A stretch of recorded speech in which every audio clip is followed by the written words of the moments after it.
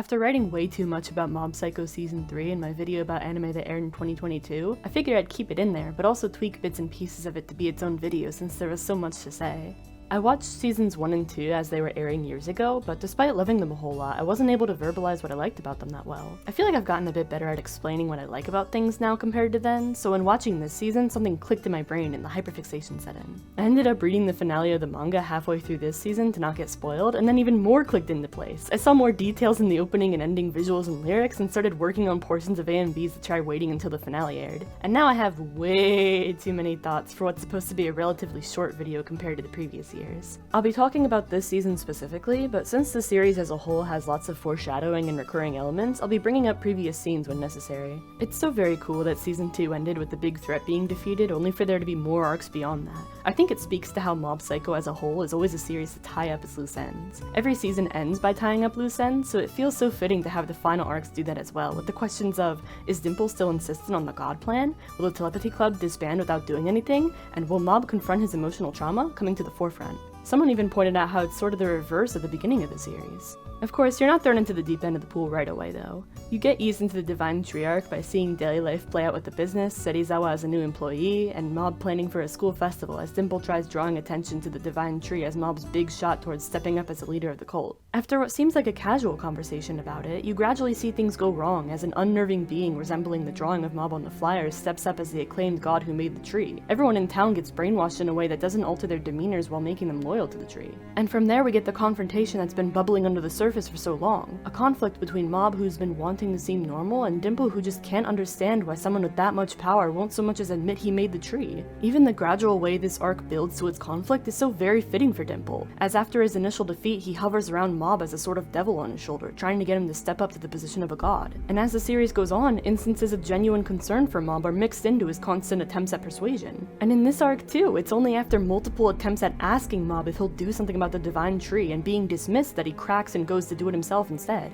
The ensuing conflict is pretty tragic as Dimple hides away with his power stolen from the tree and Mob insists that they should talk directly. They both hit each other where it hurts, Dimple getting under Mob's skin with brainwashing his loved ones, and Mob refusing Dimple's concept of godhood without considering such a long-lasting goal would be that important to him. The scene where Dimple goes into a fight or flight sort of mode is so great, especially the bit of voice acting and the panicked scream as he thinks Mob is about to wipe him out entirely.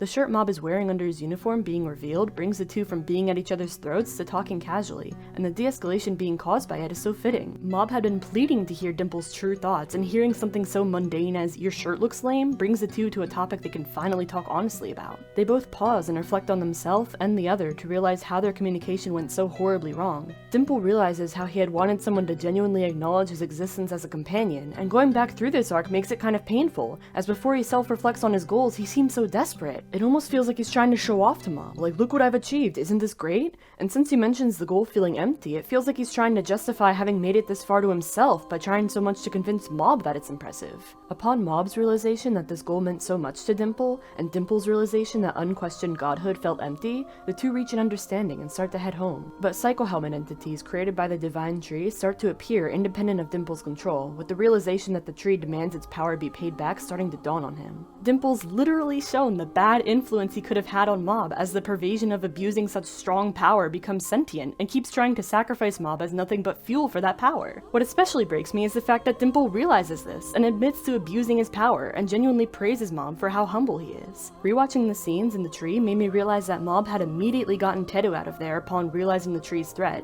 and later when Dimple realizes the tree is acting on its own and threatening Mob, immediately acts to keep Mob safe and get him out of there. And on top of that, the fact that he uses hypnotism to do it makes it seem like Dimple knows Mob would refuse to leave him alone with such a threat. So, you know, I cried. Wait, hold on, that was a lengthy analysis of just one arc alone. I gotta up the pace here. Wait, but I want to give props to the voice acting first, before I forget. Aki Otsuka's voice acting as Dimple, Psycho Helmet, and God Dimple with different variations of his voice was a really cool touch. It keeps Psycho Helmet's identity a kind of vague question at first, if the person watching can't exactly identify the voice. I have kind of an ear for identifying voice actors in anime, and even I was sort of questioning whether or not the voice I was hearing was the same voice actor as Dimple or not. His voice as Psycho Helmet is deep and monotonous and kind of drones as he talks. 真珠は皆さんの思いの力で成長し、世界に幸福をもたらします。 And his voice as God Dimple has an added sense of grandeur, as he projects a lot more. 目の前にいるのはかつてない強敵だぞ。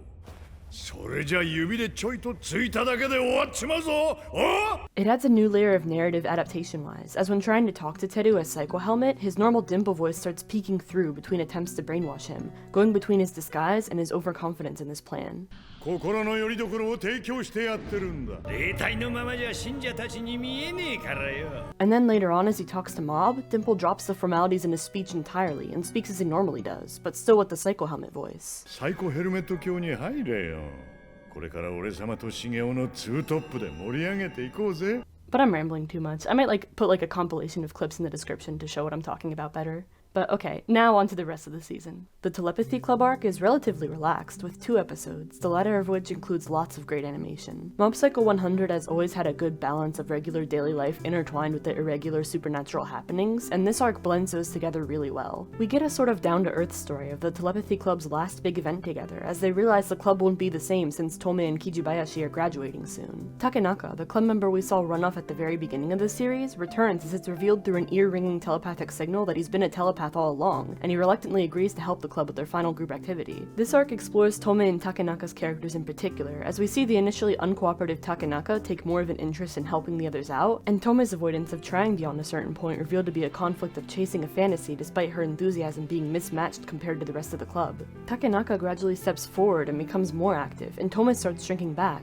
She's seen as being difficult, but until now she's been pretty much the only Telepathy Club member to actually care about this stuff, and being met with such sudden ambition from the other members almost seems like pity. Things take a sort of wacky yet wholesome turn when they actually do end up meeting aliens, who turn out to be sort of similar to the Telepathy Club themselves, as the previous tension everyone had fades away into relaxation and leisure. Between the previous Divine Tree arc and the following final arc, this arc serves as a good breather, since the other 2 are so heavy and emotional. And as I said earlier about loose ends, it answers the question of whether the Telepathy Club would end up pursuing the goal Tomei had always been speaking of. Good arc. And then, well, how about that final arc, folks? Ever since the very beginning, the topic of Mob's emotional trauma and repression had been kind of the elephant in the room, and I love how it comes to be the final conflict to everything. As %% tears up the city going towards a one-sided goal, a variety of characters that Mob's influenced over the series work to protect Mob's values while trying to reach him in his inner thoughts. Teru keeps Mob's pacifistic morals intact compared to their very first conflict, as he answers the problem of "you have to hurt me before my power hurts the citizens" by evacuating the citizens with his power, and awakening Mob's consciousness inside his mindscape. Toichiro and Sho introduce the conflict that if Mob's power can't be contained, just as Toichiro's wasn't during his own outbursts, someone might try taking the brunt of it and being seriously hurt, if not just killed. Mob starts to be able to control himself just a little bit, but it's really strained. Ritsu gets to the core of the issue by addressing the mutual trauma that he and Mob shared as kids upon %'s first awakening, realizing that both he and Mob have been trying to take measures to protect the other instead of talking honestly about what happened. And then I thought, hey, wait a second, maybe I'll cry upon rewatching the series and seeing that time and time again, Ritsu had been trying to talk to Mob about the incident and his repressed stress, but Mob's closing the conversation every time thinking that he shouldn't trouble Ritsu only stressed the 2 out even more. It's such a well-written sibling dynamic. Both of them clearly care and worry for each other, but they create more of a distance with their self-imposed high standards of how they should be. Ritsu going, "I'm his little brother, so why am I not as strong as him? What's wrong with me?" And Mob going, "I'm his older brother, yet he's hurt because I couldn't control my powers. What's wrong with me?" Ritsu's destructive inferiority complex had settled down back in the Claw arc, as Mob's forgiveness despite Ritsu's misguided mistakes and the measures he takes to ensure his safety makes Ritsu realize how antagonistic he had been. But Mob's emotional repression, despite Mob having grown more as a person, had still been kept hidden, along with the trauma. Ritsu takes the leap and does what he hadn't been able to do before. Instead of complying with Mob's insistence that he has everything under control, he insists upon the issue and addresses how much the trauma had been hurting the 2 all this time. Ritsu shows off his newfound power and shows Mob that the 2 can meet eye to eye now and work to recover together instead of separately. Afterwards, Reagan shouts that he has something important to say, something that needs to be addressed as he tries to reach Mob. Mob had been struggling against himself in his mindscape, the 2 sides of him, the powerful and powerless, at odds as to who is the true version of himself. The power side of Mob is fed up with being repressed for so long, as the normal Mob disintegrates away in a beautifully animated paper-like animation. Reagan gets thrown around and injured trying to make it in time, but the power side of Mob refuses to listen, thinking that both Reagan and the normal side of Mob will just try repressing him again. Dimple's reappearance lets Reagan get a foot in the door, and Reagan admits that he doesn't have powers and had been lying all this time. It shocks the power side of Mob so much to hear who he thought was a liar to be so honest, And this moment is so well done, where the power side of Mob stares Reagan dead in the eye waiting for elaboration. He stopped to listen, but doesn't talk as to not give Reagan an easy out that the normal Mob might do. It even takes Reagan aback as his eye contact wavers as he takes some time to continue explaining. Reagan tells the truth about not having powers, nor knowing what they're really like.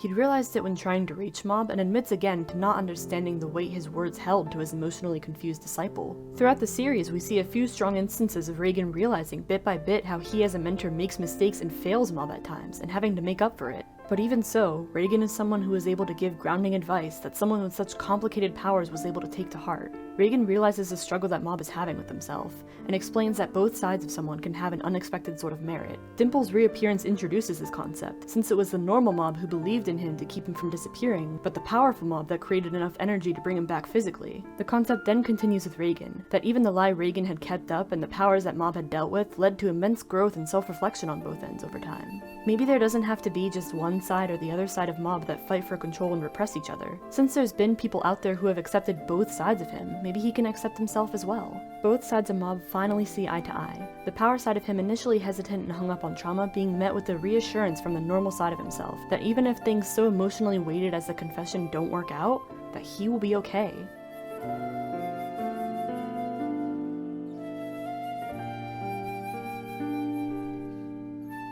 Finally calms down, Mob makes his way to confess to Tsubomi with a single sunflower, and gets rejected, as she doesn't see their relation as romantic. And this was so perfect. Instead of feeling obliged to go with the easy his crush likes him back ending, it goes for a different angle. Tsubomi had been noticing him across the span of the series, but it hadn't ever explicitly been in a romantic sort of way, and characters like Misato and Dimple even point out that she's pretty closed off to those around her. She has been growing as a person off screen into someone who's a bit more considerate, but the writing makes sure not to misconstrue that into an obligation that she has to say yes to romance. Never does anyone consider throwing Tsubomi into the eye of the storm to give a yes to the confession, because it's not about that. Mob's been asked why he likes Tsubomi, and has to reflect on that and eventually realizes that she represented an ideal of self-acceptance that Mob had been trying to achieve. He had been at odds for so long trying to figure out what his self was, what side of him is real, but lacked the self-reflection to understand it entirely, and latched onto a crush on Tsubomi, since she didn't see him and his power as separate. It turns into self-improvement, however, as he joins the Body Improvement Club, at first to impress her, but then to simply improve himself, as he's shown to still be an enthusiastic and active member of the club even after the rejection happens. And so even though he had been so fixated on confessing to her, the curtains are pulled back as the goalpost is revealed to be self-acceptance in a way that ties together so narratively perfectly that I'm writing this much about it. As a whole, it's been such an amazing season and series overall. I've watched Mob Psycho 100 since it first started airing back in 2016, and coming back to the series with this third season really just ties everything together and makes me look back on it all so fondly. I can't believe I had this much to say about this season, and that I could phrase what I liked and what I wanted to analyze into something like this. This wasn't even supposed to be its own video, but somehow it happened. I don't know what else to say at the end here, except thanks for watching. Hopefully this all came together decently. Also, go watch my AMV. I made an AMV of the third opening.